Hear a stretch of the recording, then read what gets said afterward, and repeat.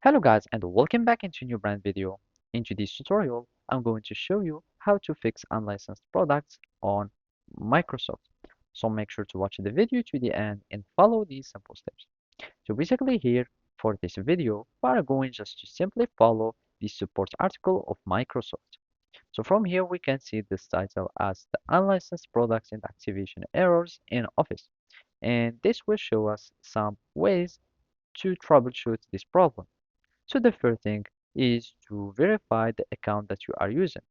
Since the application or the subscriptions are linked to your account, so you will be needing to be connected to your account so that the license is applied to your products.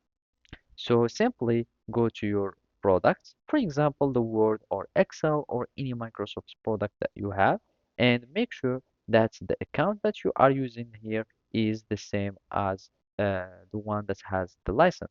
So as you can see in my case, I have an unlicensed product since I don't have a license for the moment.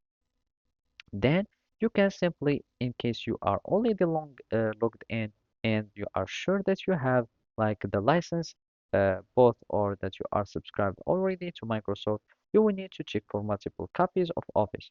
So simply you can type Word.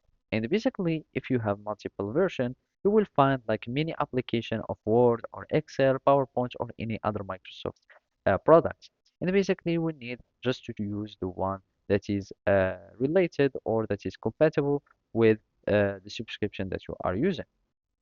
Otherwise, you can check your subscription status, but we are like in this video are assuming that you are sure that your subscription is still not expired, etc.